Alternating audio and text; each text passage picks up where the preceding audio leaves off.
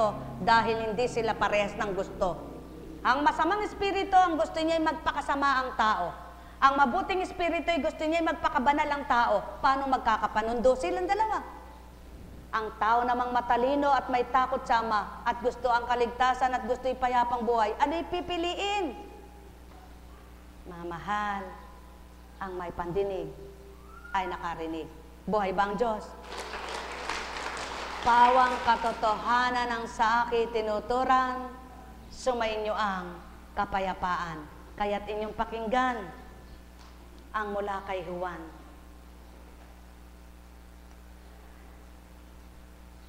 Kaya't sinabi sa kanila ni Jesus, ang aking amay patuloy sa paggawa at gayon din ako. Lalong pinagsikapan ng mga Hudyo na patayin siya. Sapagkat nilabag na niyang batas tungkol sa araw ng pamamahinga, ay sinasabi pa niyang ang Diyos ang kanyang Ama. At sa gayoy, ipinapantay ang sarili sa Diyos. Kaya't sinabi sa kanila ni Jesus, dapat ninyong malaman na walang ginagawa ang anak sa kanyang sarili lamang. Ang ginagawa lamang niya'y ang nakikita niyang ginagawa ng Ama. Ang ginagawa ng Ama ay siya rin ginagawa ng anak, sapagkat minamahal ng Ama ang anak at ipinakikita sa anak ang lahat ng ginagawa niya. At higit pa sa mga ito, ang mga gawang ipakikita sa kanya ng Ama at manggigilalas kayo. Kung paanong binubuhay ng Ama ang mga patay, gayon din naman bubuhayin ng anak ang sinumang nais niyang buhayin. Hindi ito maunawaan ng mga Hudyo, Pariseo, Hentil, Eskriba, nakaharap at kausap, mga saserdote. Sapagkat walang tinutupad ang anak na binaba't ibinaba, kundi ang nakikita sa Ama. Ano yun? Ang kabutihan niya, ang kabanalan niya, ang kababaan ng loob, ang pagmamahal niya, ang pagiging tapat, ang pagiging makatotohanan, at pagiging isa nila. Kaya wala siyang sinalarawan, kundi kung ano ang nakita sa Ama. Ngayon, kung tunay nga bang mabuting espiritu ang nasa tao, ano ang naisalarawan ng banal na espiritu? Hindi patang mabuti? O, bakit ginagawa ang hindi na tama? Sa makatwid, ang gumagawa ng lisya sa katotohanan ay hindi totoong espiritu. Kaya nga, mga minamahal, ano ang mabuting espiritu?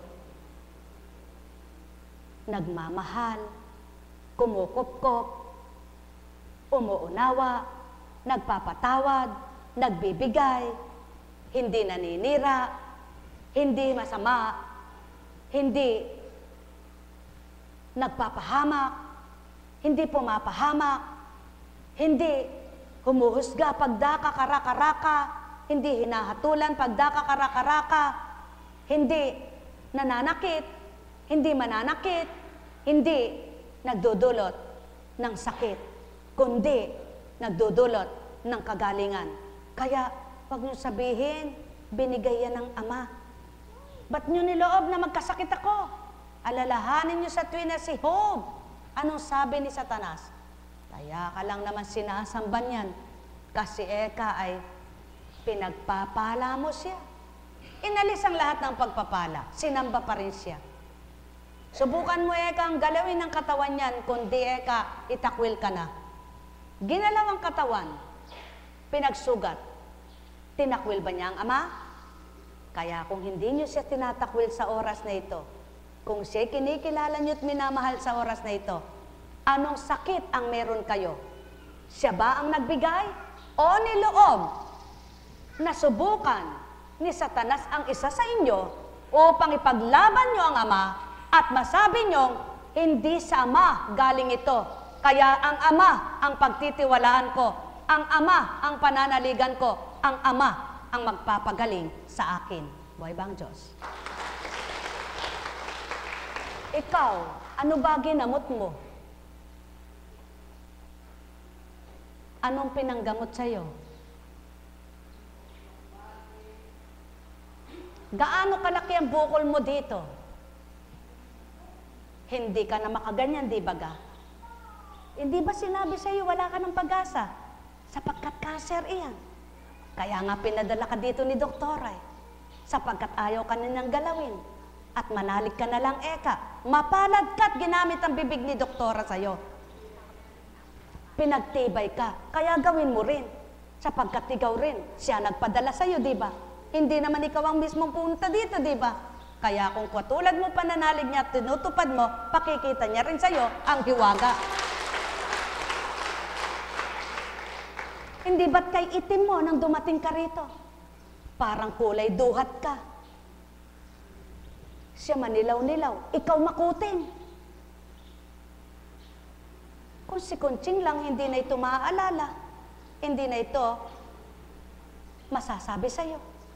Kaya nga sa harapang ito, tinanong ka, ano ang ginamot sa iyo? Pakikinig mo? At ang sinabi sa iyong sinunod mo. Subalit may nauna na, di ba? Ginamot ka na sa science, di ba ka? Subalit mapalad ka at mahal ka ni doktora. At nagtapat siya sa iyo. Pinakilala niya ng Diyos sa iyo. Kaya nakilala mo naman, ikaw lingkod ka ng simbahan. Pakita mong lingkod ka nga. Mas matatag dapat ang pananampalataya mo.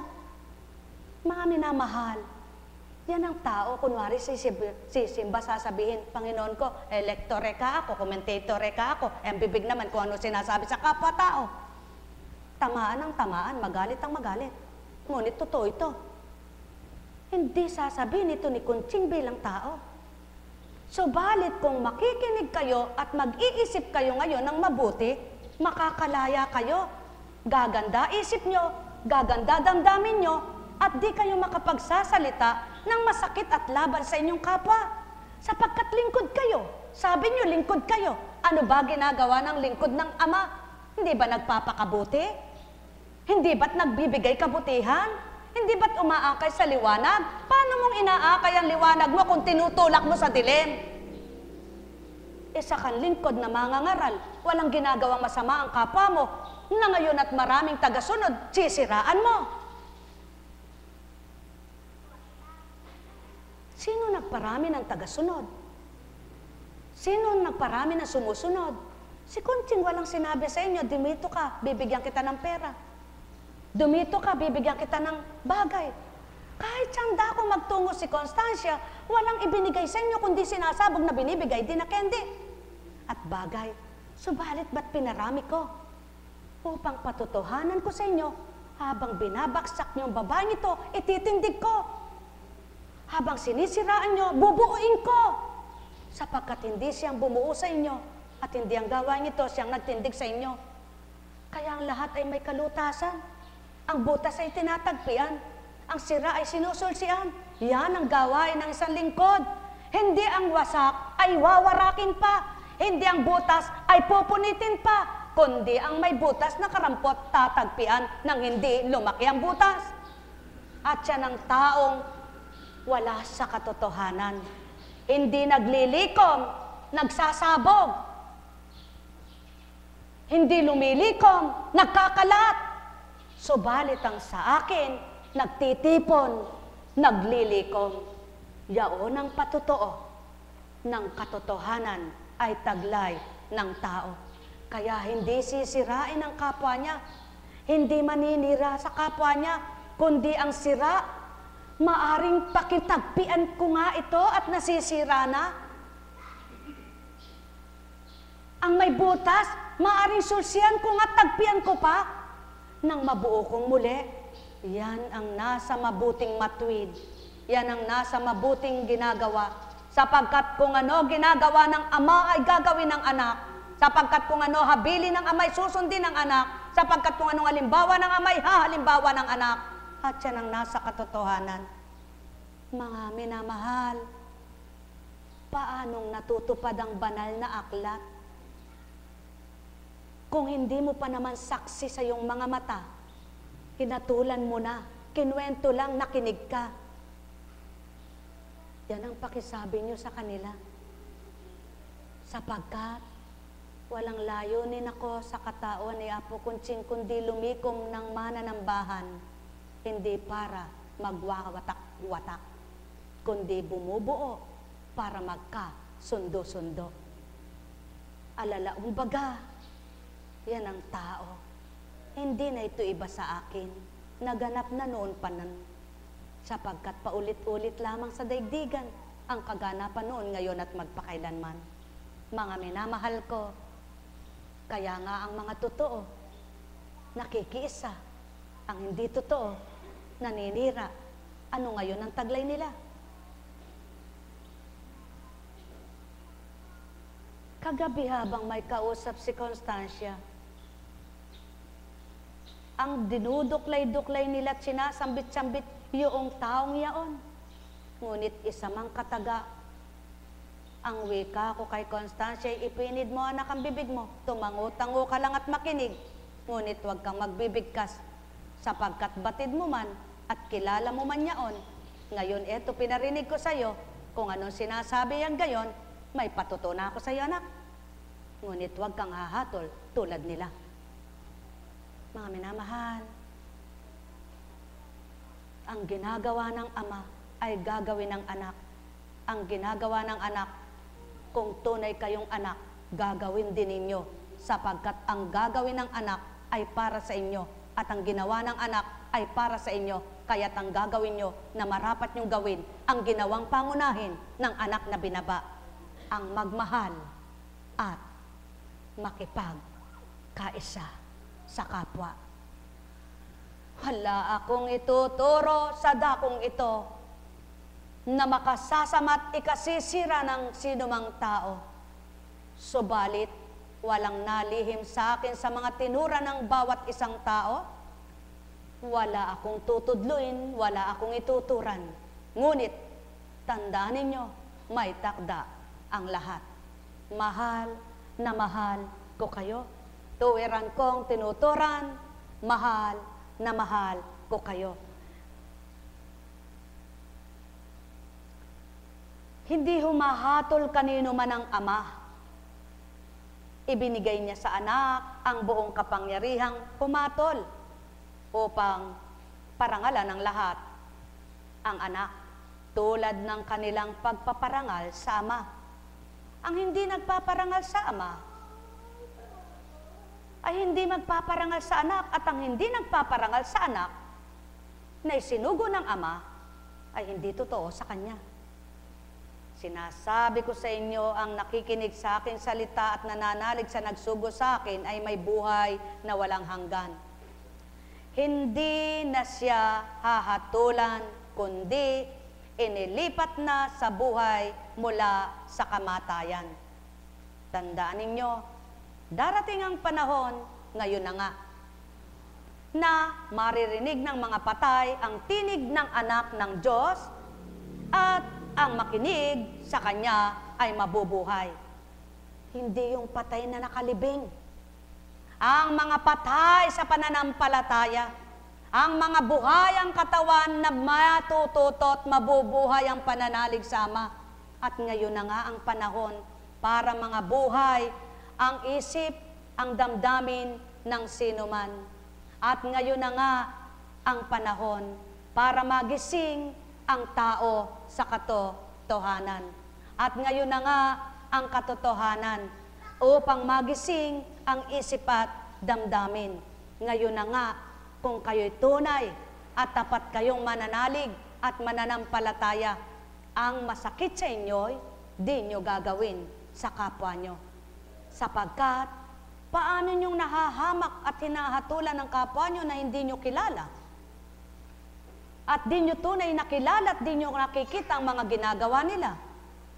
Sa makatwid, kung katulad kayo ng kapwa nyo humahatol sa hindi nila nakikita at hindi nila nakikilala, isa rin kayong anak na huwad ng Ama.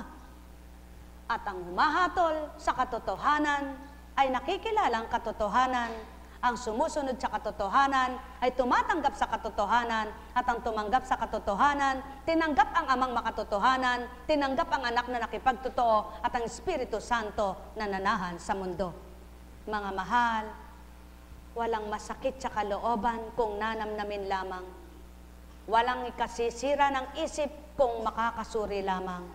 Walang makapagdaramdam kung tatanggapin lamang. Subalit kung hindi, makapaninikip ng dibdib. Sapagkat mahihirapan ang isip, masasaktan ang damdamin. Sapagkat ang katotohanan ay katotohanan at ang kamalian ay kamalian. Sapagkat ang ama'y matwid, ang anak ay matwid, ang ama'y totoo, ang anak ay totoo. Kaya't ang dapat maganap sa mga inabutan at nakinig, maging ganap din tulad nila. Ang may pandinig ay nakarinig. Nek karameneyahanam, nek karameneyahanam, nek karameneyahanam. Ikaw,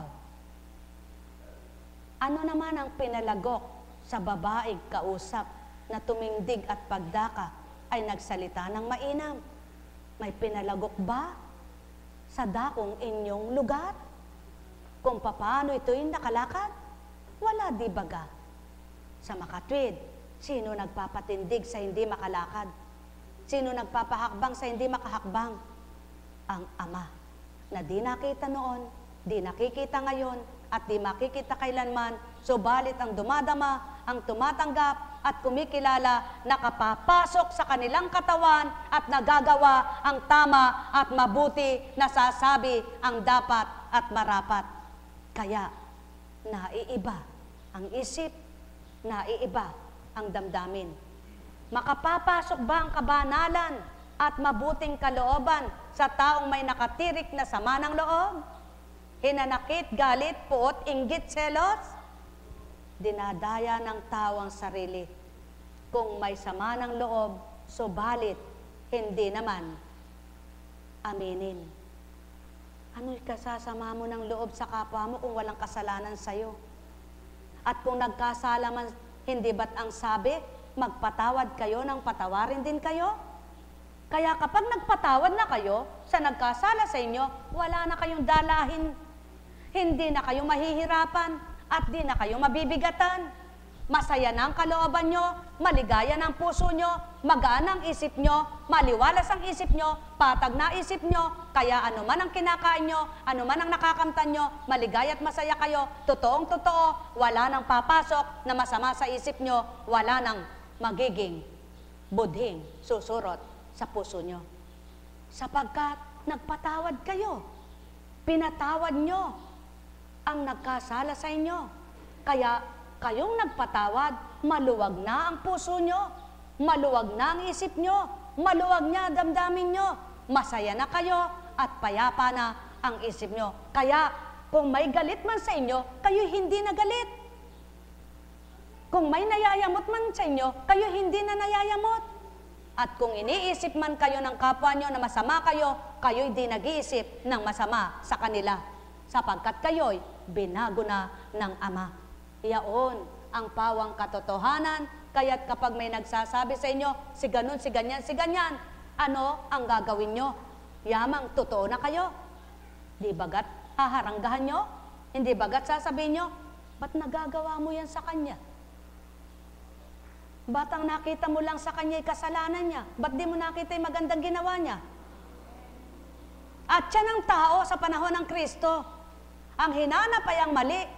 Ang hinanap ay ang kasalanan, ang mapaparatang, ang maibibintang. Subalit ang mabuti, hindi tinatangkilik, tinatanggap at sinuri upang makita ang mabuti. Bakit? Sapagkat inggit na inggit sila. Galit na galit sila. Akala'y maaagawan sila ng mga tagasunod. Hindi nila naisip, ang Kristo nga mismo ang magpapalago ng iglesia.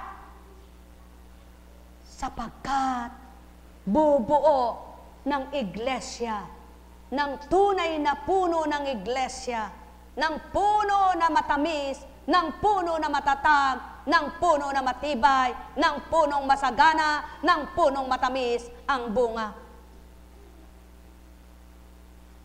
At siya ng Ama at Espiritu niya. Kaya ang sumasa kanya, ginugusto ang mabuti, tinatakwil ang masama, hinahanap ang liwanag, lumilis siya sa dilim. Nakikinig sa tama, iniiwanan ang mali, tinutupad ang dapat, tinatalikdan ang di nararapat. Kaya buong buhay, nakikinabang, pinagpapalang material na pangsanlibutan, pinagpapala pa rin ng pang-espiritual. Kaya hanggang kamatayan, hindi lang sa lupa ang naging kayamanan, hanggang kamatayan, may buhay na walang hanggan. Ang may pandinig ay nakarinig. Masaya ka nga? Oo. Hindi totoo ang sinasabi ng tao.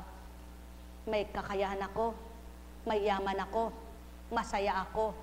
Oo, habang magkakasama kayong nagkakasayahan, nagkakaintindihan sa inyong yaman at inyong bangan. Subalit pagdating ng takda, pare-parehas kayong nagkakaunawaan sa yamang pansanlibutan, hindi nagkakaintindihan ang kaluluwa nyo sapagkat di nyo alam kung saan nagtutungo.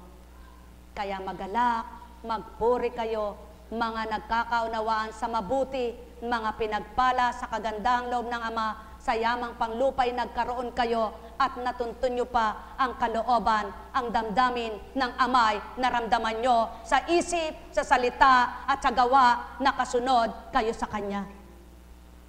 Mapalad kayong matatawag sapagkat di nyo dinaya ang Kanyang Espiritu, sapagkat hindi nyo dinaya ang Kanyang kalooban, sapagkat hindi kayo nandaya ng kapwa nyo, kundi nagsalita kayo ng totoo, hindi man kayo paniwalaan.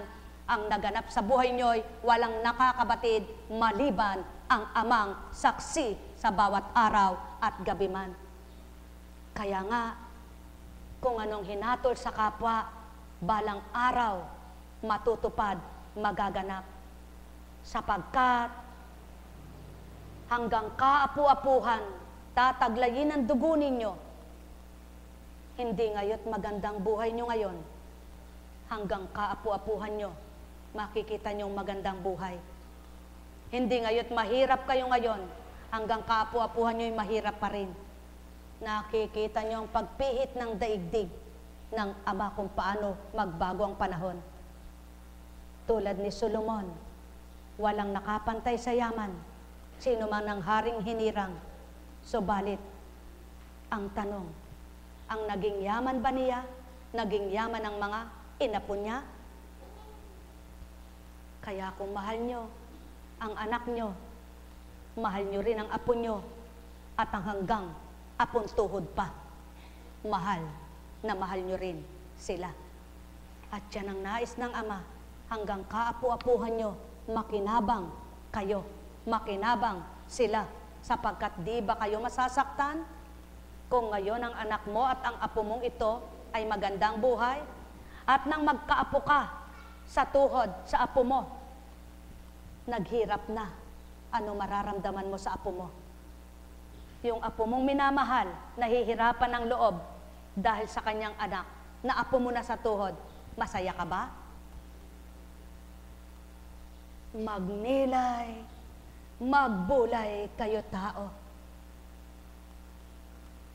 Katotohanan ang tinuturan ko, sapagkat walang mapanghahawakan ng tao na kanya sa buong panahon. Buhay man ito'y hindi niya pag-aari, kaya't ang lahat walang may-ari maliban ang Amang nagmamay-ari ng lahat. Kaya iniulat ko ang totoo, pinabatid ko ang tama. Kung matwid ang salita ko, dapat matwid niyong natanggap kung matwid kayo sa Ama ko. Na Ama ninyong lahat at Ama ng lahat ng taong namatay na at nabuhay at bubuhayin pa niya. Sumayinyong kapayapaan, magalak kayo kung ang puso niyo ngayon ay mabuti na darama. Matuwa kayo kung ang damdamin niyo ngayon ay masaya. Subalit, kung nalumbay kayo at nasaktan, sino ang nasa inyo? Anong masakit na sinabi ko? Anong mali sa sinambit ko? Sa babaeng ito'y niluwal ko, sa bibig niya'y nagtama, nilapat ko't nilahad sa mundo. Kung ganang siya lamang ay walang alam, kung ganang siya lamang ay walang talino, kung ganang siya lamang ay wala pang nabago, kung ganang siya lamang ay walang naakay, kung ganang siya lamang ay walang ganap na naganap sa buhay niya, na gayon at ganyan na pinaparatang ng tao. Sapagkat kung katulad niyo siyang natural at normal na nabubuhay noon, ang naganap sa kanya ngayon ay di magaganap kung siya'y noon at ngayon ay pantay lang bilang natural na taong tulad niyo. Sapagkat kung gusto niyong yumaman, nangarap din siya.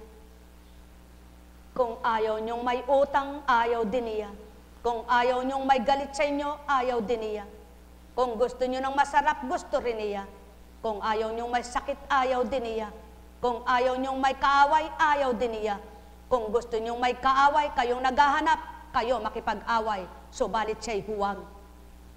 Iyaon ang habilin ko. Pakisambit nyo sa kanila. Hindi lalaban, hindi papatol, sapagkat wala siyang kaaway, wala siyang kalaban, kundi siya'y aking taga-akay, tagapagtuwid, sa mali ay itama na landas na tuntunin. Ang dilim ay hahawiin, ang taong susunod magliliwanag. Ang baluktot ay iuunat, ang taong tutupad madidiretsong ganap. Ang wala ay magkakaroon, sa taong tatanggap magagalak ang damdamin, matutuwa ang kalooban, isip ay magliliwanag, magkakaroon ng unawa.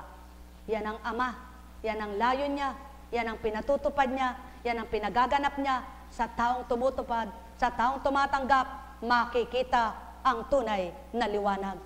Mahal na mahal ko kayo, tuwiran kong tinuturan, mahal na mahal ko kayo.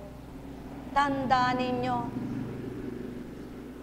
kung ang sabon, mabulang mabula ito, pag ito'y naparam, tinapon mo ang tubig na laman ng batya at umaapaw ang bula, nang maparam sa lupa, di na nabanaag kung ano ang naging bakas ng bula. Talinghaga ko'y suriin nyo, pagbulay, bulayin nyo, anong mananahan sa buong panahon, salita lamang at mabubuting gawa. Subalit, daratalang takdang panahon, lahat ng gumawa ng di tama't tumpak, hahawiin at ipipinpin, sasalain at liligligin. Sumainyo ang kapayapaan, mga minamahal ko, net karameneyahanam, net karameneyahanam, net karameneyahanam. Ang Ama ang may kapangyarihang magbigay buhay at ang anak ay binigyan niya ng kapangyarihang magbigay buhay. Binigyan din siya ng kapangyarihang humatol sapagkat siya ang anak ng tao. Huwag ninyo itong pagtakhan sapagkat darating ang oras na maririnig ng mga patay ang kanyang tinig. Sila'y muling mabubuhay at lalabas sa kinalilibingan nila. Lahat ng gumawa ng mabuti at pagkalooban ng buhay na walang hanggan at lahat ng masama ay parurusahan. Inuna ko na bago ko pa binasa, patutoong hindi tao ang nasa harapan ninyo. Sapagkat hindi pa ito nabasa ni Constancia bilang tao at hindi ko pinamimemorya sa makatwid, inuna ko na ang lahat sa lupa, kasunod ang tao natutupad at gaganap. Kaya't ang may pandinig ay nakarinig. Mahal na mahal ko kayo, tuwiran kong tinuturan, mahal na mahal ko kayo. Kaya't huwag kayong matigatig, kayong nagpapakatotoo. Huwag kayong mabahala, kayong nagpapakatapat. Huwag kayong malumbay, kayong tumutupad. Huwag kayong mga tigatig, mga lumbay at magalit, magdamdam. Kayong mga nagpapakasikap. Tupdin gawin ang sama at di ang sanlibutan. Wala akong ginagawa sa sarili ko lamang. Humahatol ako ayon sa sinasabi sa akin ng Ama. Kaya't matuwid ang hinhatol ko, hindi ang sarili kong kalooban ang aking sinusunod, kundi ang kalooban ng nagsugo sa akin. Walang tinupad ang anak, kundi ang habilin ng Ama. Walang sinunod ang anak, kundi ang pinatutupad ng anak. Walang sinabi ang anak, kundi ang pinahahabili ng Ama. Walang gagawin at sasabihing pakikilala ang anak, kundi ang Ama na pinakikilala at pakikilala habang panahon, habang nabubuhay ang taong may buhay. Kaya, walang pakikilala sa dakong ito, hindi si Constancia, kundi ang Ama. Nang may pandinig ay nakarinig, ang may pandama ay nakadama, ang may mata ay nagliwanag, sumainyong kapayapaan, walang nauna na di mahuhuli, walang nahuli na di mauna, ang masakit sa bawat isa, huwag gawin ng sinuman na anak ng Ama. Nek karameneyahanam, nek karameneyahanam, nek karameneyahanam. Buhay bang Ama? Maliwanag ang katotohanan na pagbabalangkas ng Ama. Kung bilang tao lamang,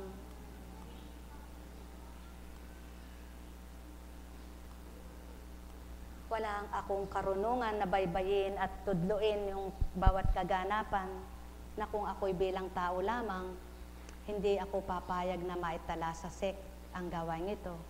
Ngunit dahil kailangan ko nga pala ngayon at kailangan ko nga pala ang lahat ng mga pruweba para ito yung gawain nito, ang Diyos ang nagtindig, ay pinatupad niya. Wala akong talinong gawin yun, ngunit ang Diyos ay gumamit ng mga matatalino para matupad yaon. At sana naging matalino rin siya. Kung ang Ama ang gumagamit sa kanya, sana naisip niya yan.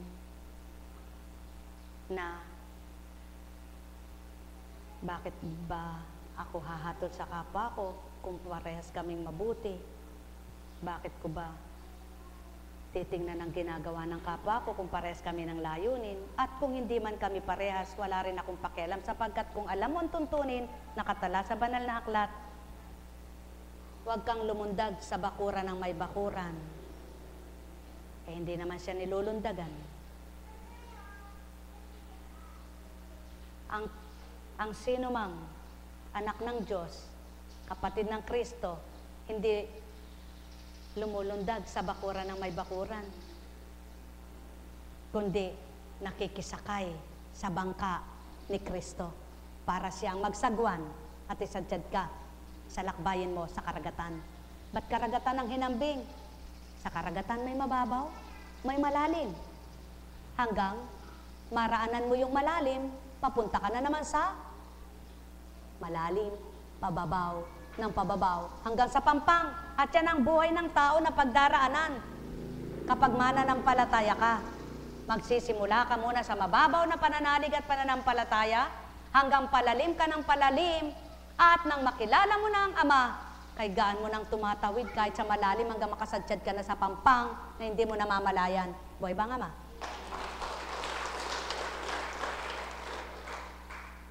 Kaya ang Kristo'y nangaral sa dalampasigan, baybaying lawa, baybaying dagat, tabi ng lawa, upang patutuhanan ang Kristo'y naghanap ng mga marurumi, ng karumihan ng tao, upang linisin.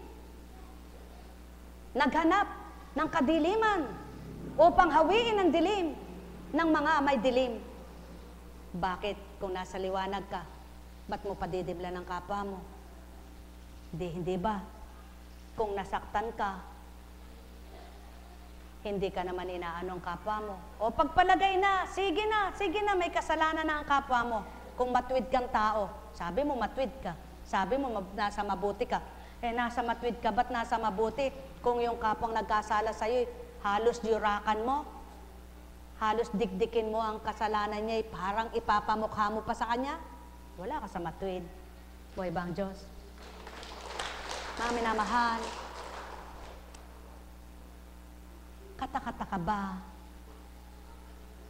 na kapag naglilingkod kay marami kang danasin, may magmahal sa'yo, may magalit sa'yo, may gumusto sa'yo, may tumakwil sa'yo, may tumanggap sa'yo, may umayaw sa'yo, may maniwala sa'yo, may hindi maniwala sa'yo, may kumilala sa'yo, at may hindi kikilala sa'yo. Magaganap yan. May nagtanong nga sa akin, di ba Eka, dapat ang ayusin muna ay ang mga kapatid. Ba, sadya naman, dapat ayusin nga muna ang mga kapatid. Paano kung hindi mo maaayos yan at ang Diyos ang makakapag-ayos? Di talaga mo sa Ama. Ang mahalaga, ginawa mo na ang para sa kanila. Kung hindi pa nila masunod, sila na ang may sala, hindi na ikaw, na anak ng Ama na nagpapakabuti at nagnanasang maging mabuti. Buhay ba ang Diyos? Kaya, masaya ba kayo? Maligaya ba kayo? Yan ang dapat makamta ng tao. Laging dapat masaya ang damdamin. Hindi yung sinasabi lang pero dito'y wala. Alam nyo, paano nyo ba nakikita at nararamdamang nasa kapayapaan kayo? Yung kahit nasaan kayo, hindi kayo nag-iisip ng kung ano-ano sa kapwa nyo. Totoo yan. Yan palang tunay na kapayapaan. Yung kahit na may sinabi sa iyo si Juan, si Pedro, hindi mo itinatanim dito. Kasi makakagulo sa isip mo yan eh. Hindi mo napapasok dito kasi makasasakit sa damdamin mo yan eh. Kaya wala lang, parang hanging nagdaraan, hindi nananahan sa iyong katawan. Buhay ba ang Diyos? Subalit kung lahat ng narinig mo, tinanim mo sa damdamin mo, nakatanim sa isip mo, nako, sakit ang dulot sa iyo niyan. Sakit ng loob, sakit ng kalooban mo. Sigurado yan. Kaya anong dapat gawin? Laging ang tatanim sa isipan, ang mga habili ng Diyos na sumunod. Kayo sa akin, ako'y kilalanin, sambahin sa katotohanan, sa isip, sa salita at sa gawa, at maniwala kayong ako'y buhay. Kahit hindi nyo nakikita, huwag kayong mawala ng pag-asa. Buhay ba ang Diyos? Buhay ba ang Diyos? Ngayon, kung hindi naniniwala sa inyo ang kapwa nyo, wala naman ding mawawala sa inyo kung di maniwala sa inyo. Ang mahalaga, kayo maniwala sa Diyos. Buhay ba ang Diyos? Kahit hindi kayo tanggapin at nagagalit na sa inyo dahil pakiramdam hindi nyo minahal, hindi kayo gumanti ng mabanda, hindi nyo ginagantihan ng kabutihan, pabayaan nyo na rin yun ang damdamin nila, hindi mo mapipilit yan.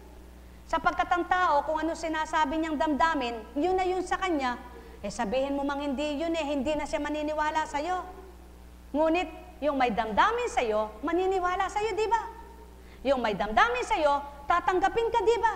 Yung may damdamin sa'yo, mamahalin ka, di ba? Yan ang Ama, dahil damdamin niya sa inyo. Yan ang Kristo, dahil damdamin niya siya, ay nasa inyo. Mahal pa rin niya kayo. Buhay ba ang Diyos? Kaya anong dapat maging damdamin nyo? Ang katulad sa Kristo. Hindi katulad sa demonyo. Buhay ba ang Diyos? Buhay ba ang Diyos? Ang tanong, sino nga ba ang hindi nagkasakit?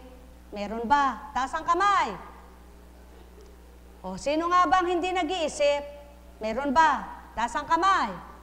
O sino nga bang hindi nagugutom? Meron ba? Taas ang kamay. O sino bang hindi nasiraan? Taas ang kamay. Kahit pagka galing-galing mo't ka, bait-bait mo't ka, ganda-ganda ng ginagawa mo, may maninira pa rin sa'yo. Kahit pagka sama-sama mo't masama kang tao, may gugusto pa rin sa'yo. Pangunahin Ama, kasunod, yung mga kasama mo sa kalokohan. Pero yung ayaw ng kalokohan, aayawan ka, di ba? Lalayo sa'yo. At kahit na naman anong sirain sa'yo ng kapwa mo sa mabuting ginagawa mo, sigurado, kapanig mo pa rin ng Diyos. Kaya, Alin ang gusto niyong kapanig at kapanalig? Ang Diyos o tao? Gawin nyo para sumaya kayo. Sumayin niyo ang kapayapaan, mga minamahal. Buhay ba ang Diyos? Kaya, walang pinagkaiba sa banal na aklat. Ang sabi ng ibang relihiyon noon, ng mga Pariseo, Publikano, Hentil, Eskriba, ayaw nilang sumusunod kay Kristo. Binabawalan nila. Anong sabi nila? Titiwalag ka namin. Kaya nga yung pinagaling itiniwalag Dahil ayaw sumunod kay Kristo. Dahil ang pananaw nila, si Kristo'y nilalabag ang tuntunin ng Diyos. Nagpapagaling sa araw ng pamamahinga. Hindi naguhugas ng kamay ang mga lagad bago kumain sila. Anong sinabi ng Kristo? Saan ba nagmumula ang dumi? Sa lumalabas o pumapasok?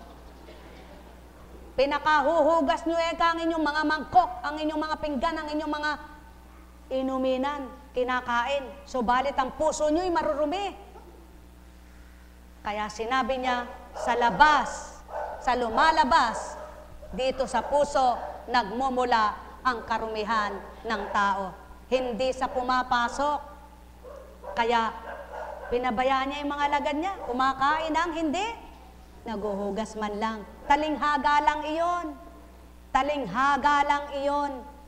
Inistorya lang na patalinghaga. Ang ibig sabihin nun, huwag niyong literal na binabasa. Talinghaga, hinalimbawa ng Kristo ang mga lagad na hindi naguhugas ng kamay. Sapagkat ang puso nila'y luminis at malinis na dahil sa Kanya. Kaya ang pagkain na yun ay di makalalason sa kanilang katawan, marumi man. Ngunit at pasubali ang nalalaman ng puso at isip na kalalason sa katawan. Bakit? Kapag may inisip kang masama, nalalason ang isip mo, hindi isip mong masama ang kapwa mo, kaya nagiging masama sa damdamin mo. Nalalason ang isip mo kapag iniisip mo, hindi ka mahal ng kapwa mo, walang utang na loob ang kapwa mo, kaya nalalaman mo ang mga hindi tama. At nadadama mo na yan sa puso mo. Hindi na ako mahal, hindi ako pinaniwalaan, hindi ako pinahalagahan. Kaya galit ka na, nagalit ka na, nagdaramdam ka na, magdaramdam ka na. Subalit kung malinis ang isip mo, mag-iisip ka ba na hindi ka pinahalagahan?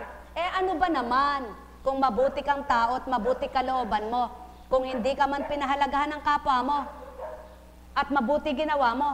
Alam mo namang butihing Diyos mo ang gaganti sa'yo, dapat masaya ka pa rin. Hindi ba ganon? Hindi ba dapat ganon? Yan ang katotohanan.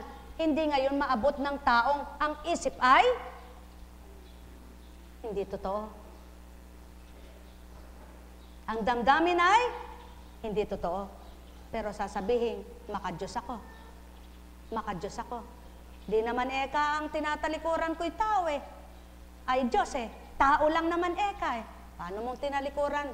Ang tao at ang Diyos ay hindi kung may galit ang puso mo. Sige nga, magtanong kayo. Mga mahal, maliwanag ang inaral ng Ama, pakinggan nyo mula kay Isayas.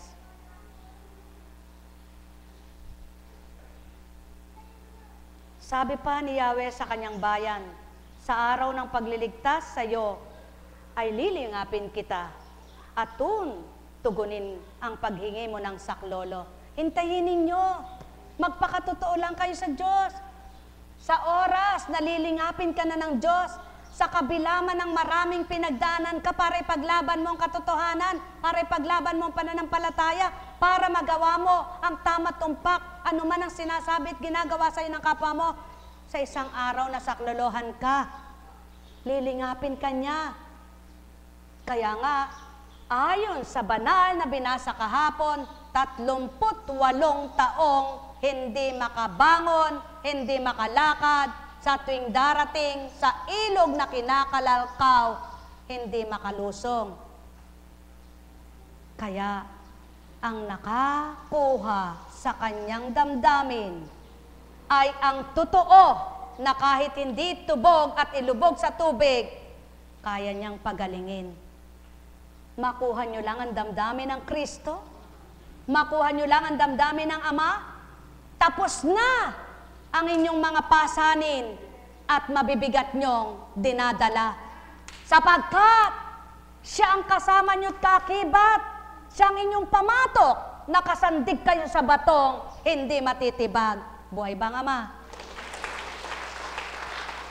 Kaya nga, maliwanag ang tinuran. Hali kayo, mga minamahal ko. Lumapit kayo sa akin, kayong mga napapagal na ang inyong mga pasanin sa buhay, kayo bigat na. Ako ay magaan na pamatok ang sakit sa inyo ibibigay.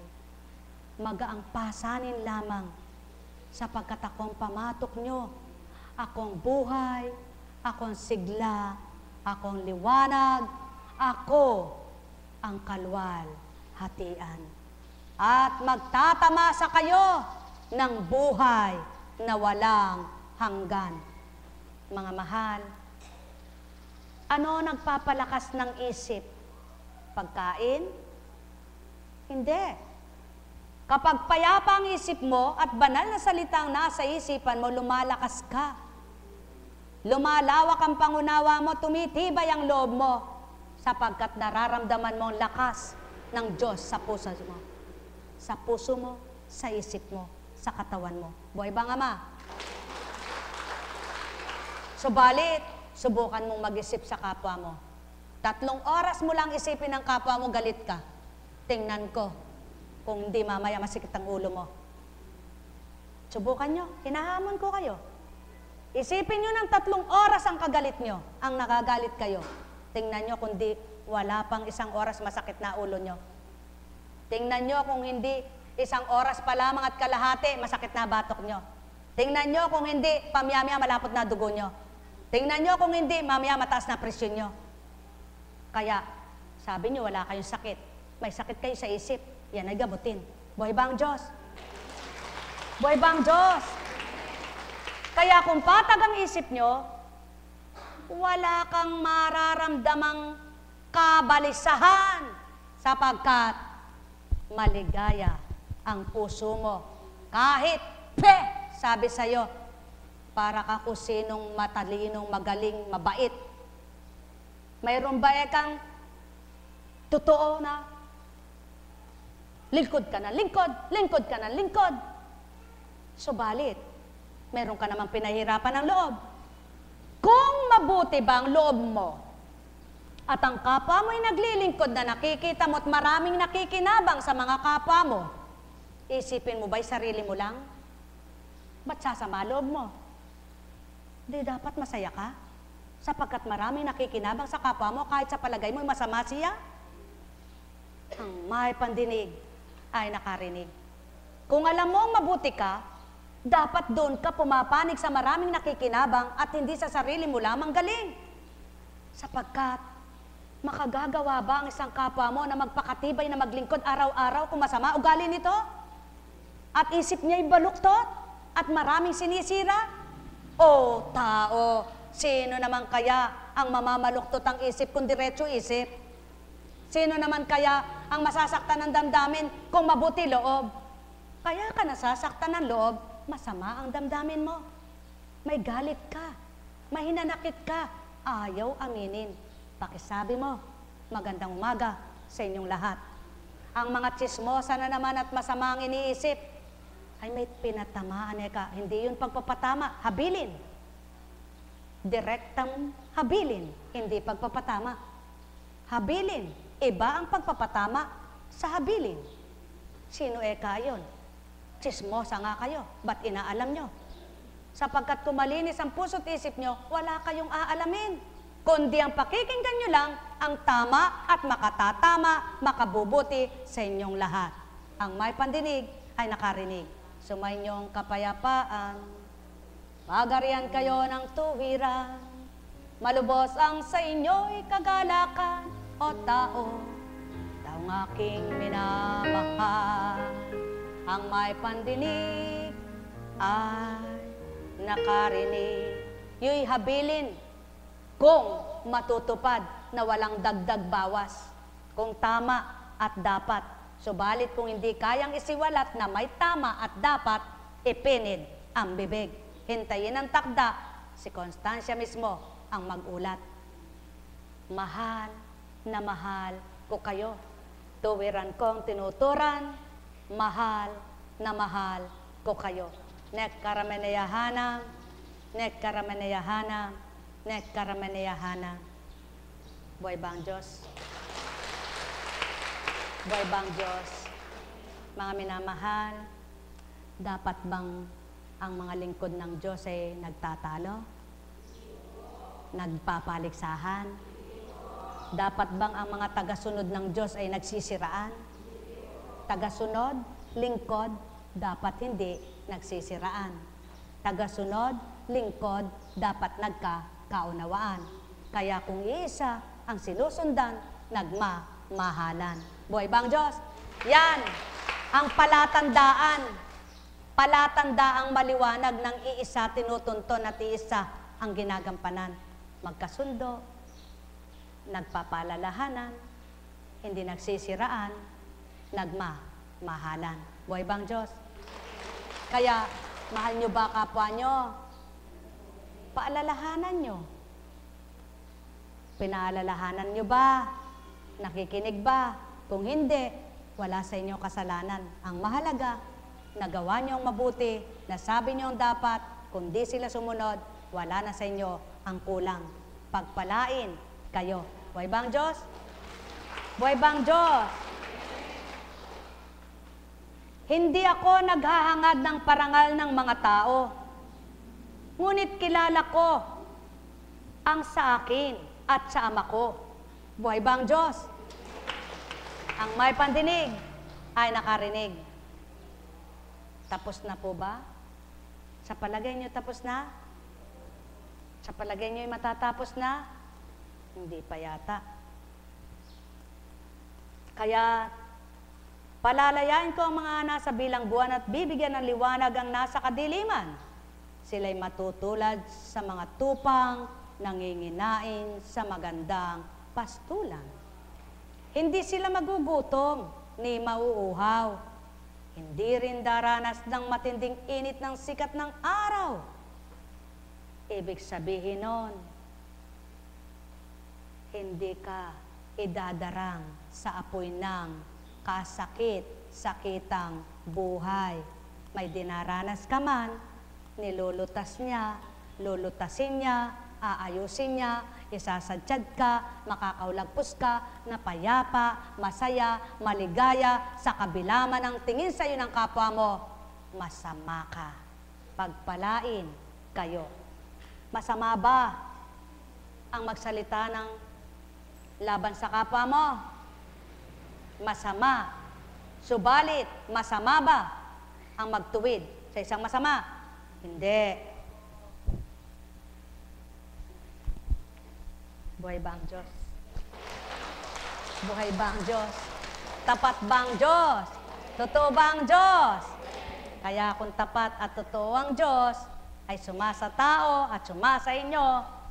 Tao kayo, siya Diyos. At paumanhin mo, kung dito kita hinahawakan, uulit ko. Pag may pawis ka, hindi kita pwedeng hawakan. Sapagkat kamay ang hahawak, palad ng tao, kaya sapat na titig.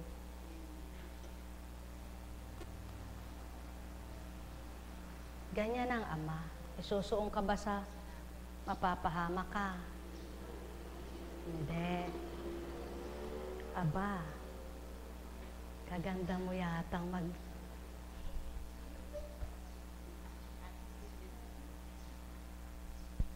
Ayan. Okay lang naman yan. Kaya lang, hindi yata akma yung blusa mo. Pag hindi ka lingkod, ayos lang yan. Pag naglilingkod ka, hindi tama yan. Pwede yan sa bahay, tsaka sa party. Ano? Ka magagalit. Ayan, bumabalik na. Nababalik na. Masakit pa ba? Bagya na lang. Dagdagan mo pa pananalig mo, bukas di nasasakit yan. Nakatulog ka na ba? Ha? Ay, bukas makalawa, iba na rin ang aura mo. Mayroon pa bang? Ay, yan ang totoo. O, nasa ang sakit mo? Nasa isip. Ayun. Sayang ang gaganda nyo, no? Pag dinala nyo yung ganda nyo dito, ay, wala. Sigurado mawawala ang kutis nyo na maganda at ganda ng... Bakit? Tumingala ka nga. Aba, saan napunta? Mapalad ka. Yan ang nagpapatatag kay Constancia eh. At sa mga lingkod. Aba, Ama, hindi man lahat ng sinabi mo sa bawat anak na binindisyonan mo ay natupad dahil hindi naman lahat ay naniniwala.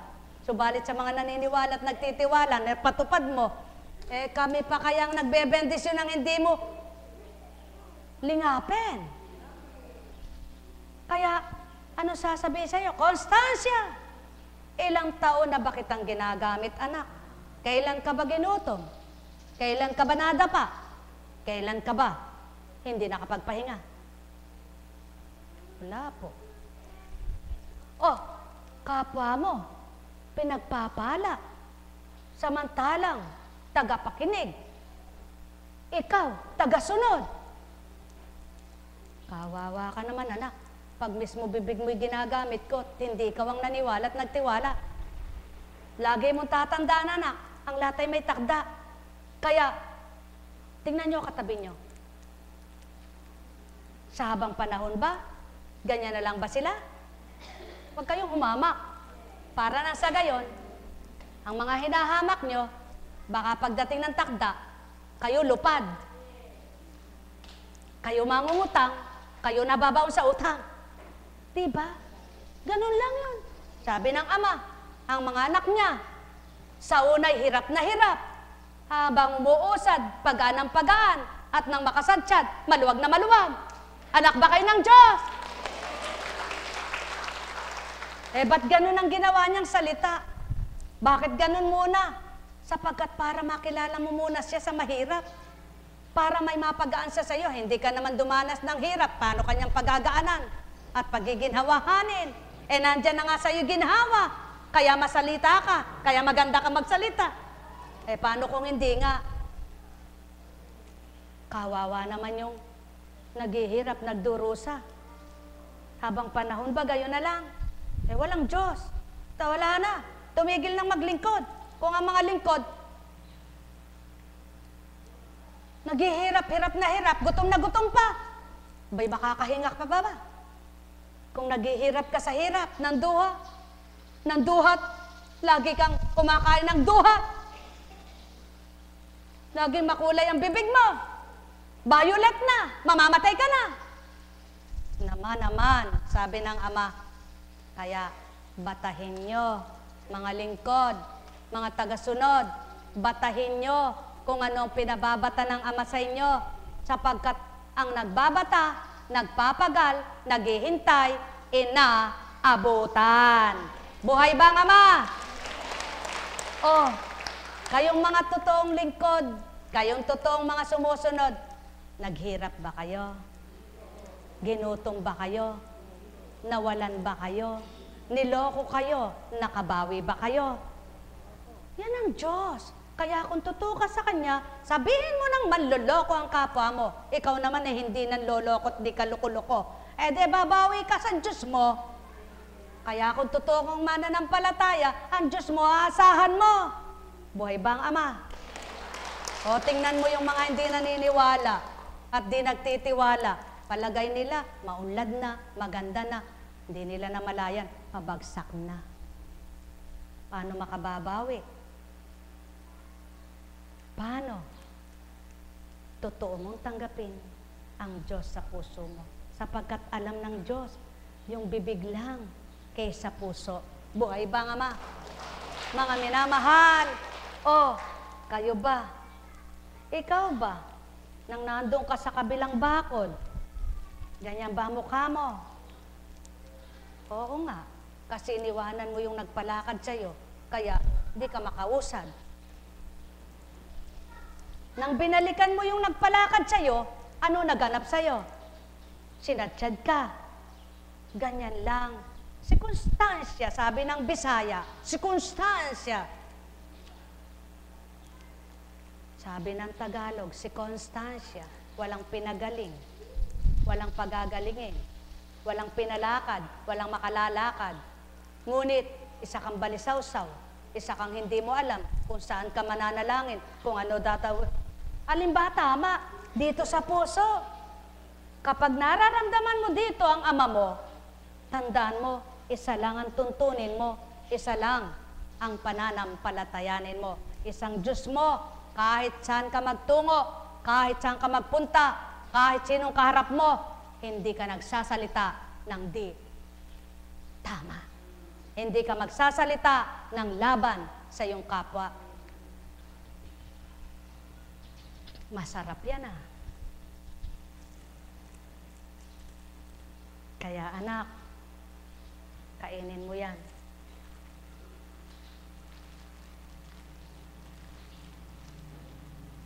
Kaya anak, kainin mo yan. Kumusta ka na? Nakakatulog.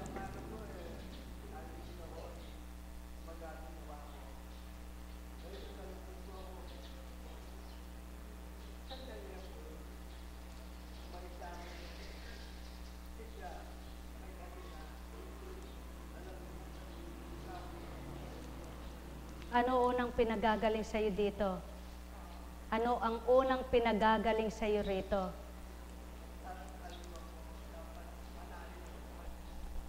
Mapalad ka. Buhay ba ang ama anak? Ha? Gusto mo na bang umuwi? Dito ka na. Gusto nga nun maiwan na eh. Mawa ka na lang umuwi. Siya iwanan mo na. Buhay ba ang Diyos? Buhay ba ang Diyos? Kaya nga, ang sabi ko nga sa inyo, ikaw, nandiyan ka ano? Sige, mag-survey ka sa amin, ano? Tingnan mo kami kung paano kami mabuhay. Ha? Gusto niyo po, tumabi kayo sa akin araw-araw. Ano? Para saliksikin lang ako, hindi para sumama ka sa akin. Saliksikin mo kung saan ako kumukuha ang pera. Okay, fine, sabi ng Panginoon. Sige anak, magpasaliksik ka. Opo. Alam nyo, kapag nakinig lang ako sa tao, ayaw ko na eh. Pati pamilya ko, kung sila tatanungin, kung nahihirapan sila sa salitang tao, baka ayaw na rin eh. Pero, ayaw ng Diyos eh, kaya gusto ko pa rin eh. Sige nga, kayo nga kaya ang may anak at asawa. Sa kabila ng araw-araw na nakikita nyo sa inyong pamilya, kung anong ginagawa, at kung ano pa marinig nila, matuwa kaya sila?